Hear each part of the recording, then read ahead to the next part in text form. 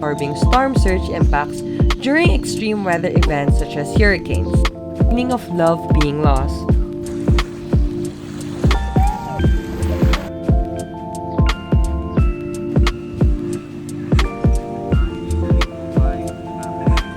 Sarap mo ng Pag bayan. hindi masarap, wala pong bayad.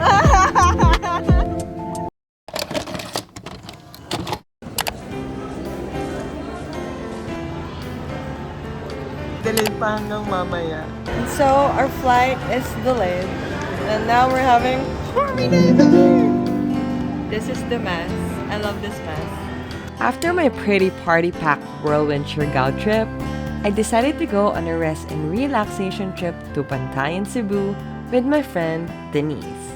The trip to Bantayan takes a while, so me and Denise decided to arrive in Cebu City at night and travel by night to Bantayan. We arrived in Cebu around 11 p.m., freshened up at the bathroom, and took a grab to Northwest Terminal. It was pretty much an adventure for a rest and relaxation trip, but it was worth it. From there, instead of taking the bus, we found some vans going to Hagnaya Port, which, my god, the van ride was so fast it felt like we were on a plane leaving the tarmac the entire time. Which is also good, because we were able to take the 3 a.m. ferry ride going to Bantayan Island.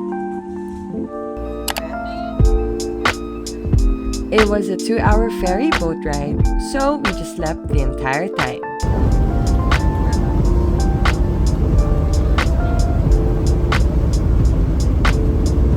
Getting off the port, we then took a tricycle going to our accommodation, which the tricycle driver offered us a land tour already of Bantayan. So, we booked him for our land tour and scheduled to meet him again in the morning. We arrived at our accommodation around 5 a.m. There was no one yet to check in for us, so we decided to walk and see if we'll see any sunset. We did it. Togi.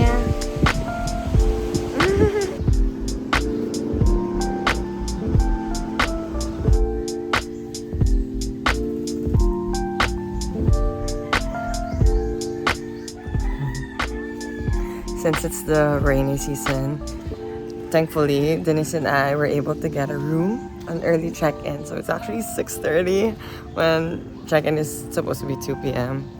But yeah, this place is really chill and nice. I'm excited for a low-key weekend rather than my Surigao weekend. But that was also a different vibe. But this is a vibe. This is a vibe.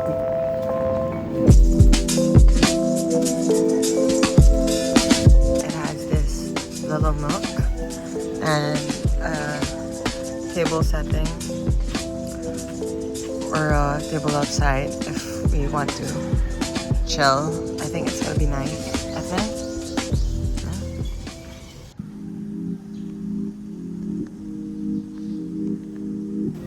There's a rooftop restaurant at Everyday Sunday Hotel, which I would say is my favorite spot to eat in Bantayan, honestly. They have the best shakes, and even if you're not staying at Everyday Sunday, you can eat there.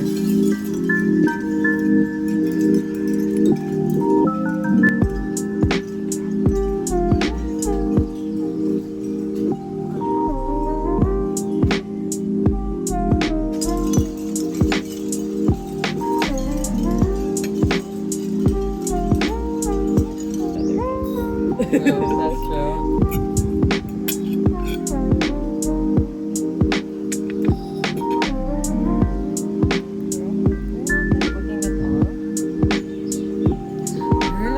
Super good.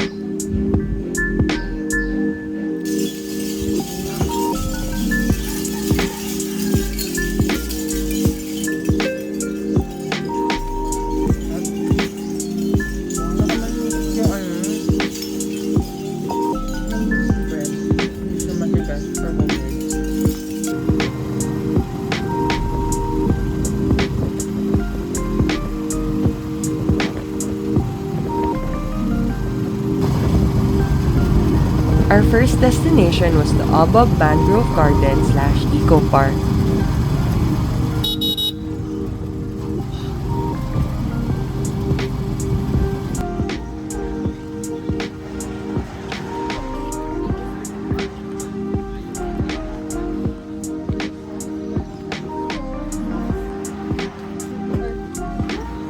The boardwalk to the mangrove is just like a maze. There's one entrance and exit, and just follow the path and it will lead you to the exit.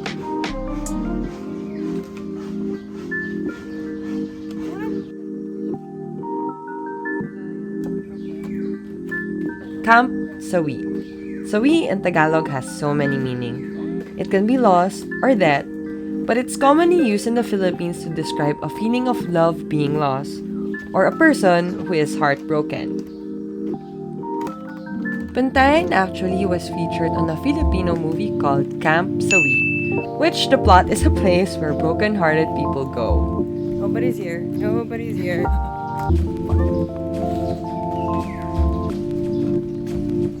Well, this is a nice place to take a break if you want to just clear your headspace.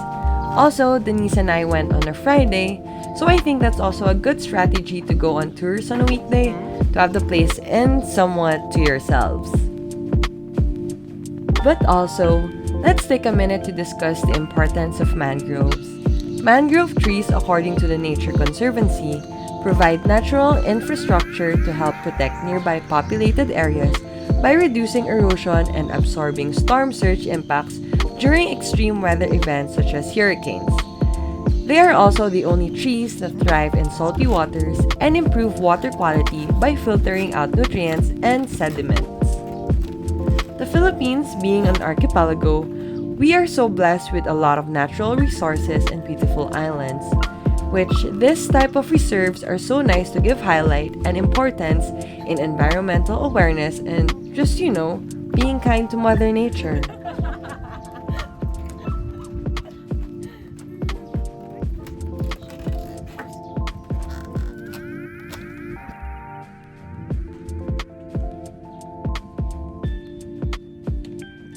What?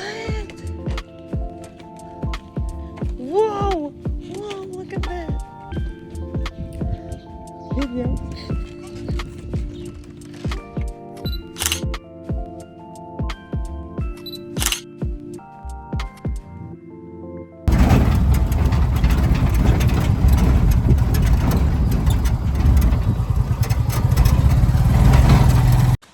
On to our next spot, which is Paradise Beach.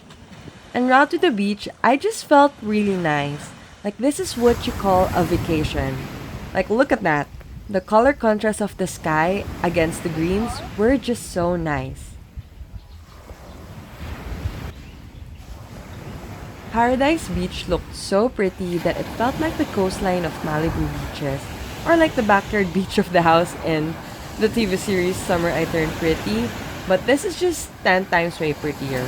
I mean, look at that white sand and the water is just so blue.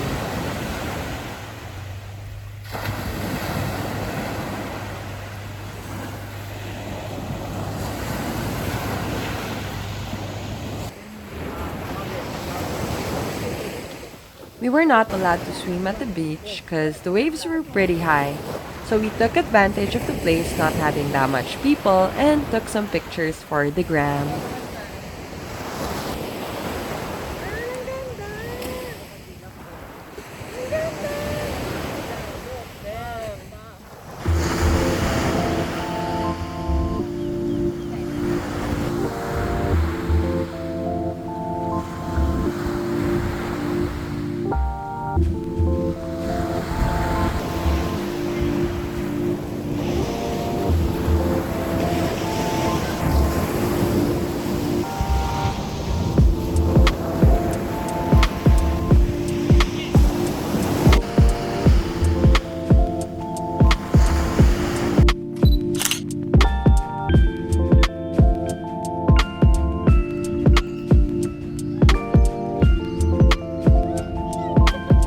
We arrived at Ogtong Cave, which I didn't know had like a whole resort built around it.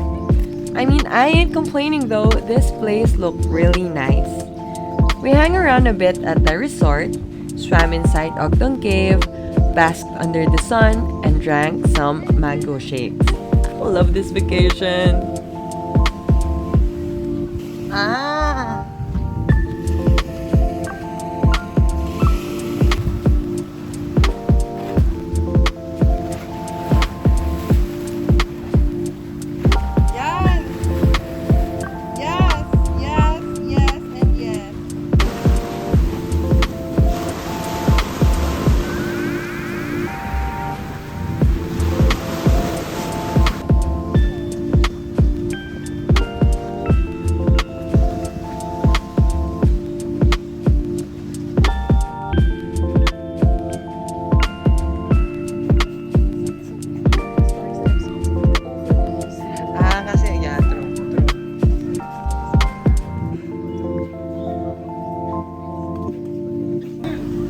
Bill.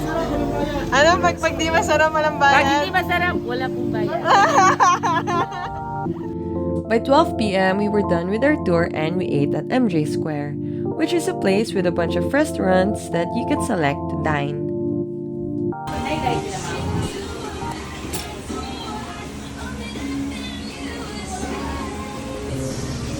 Ano natin ubusin? Ha?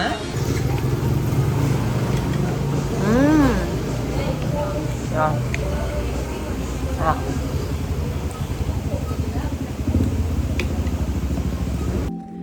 We went back to our accommodation to nap, and then by 5 p.m., we tried to check if we'll see any sunset at the beach right next to our accommodation. We didn't.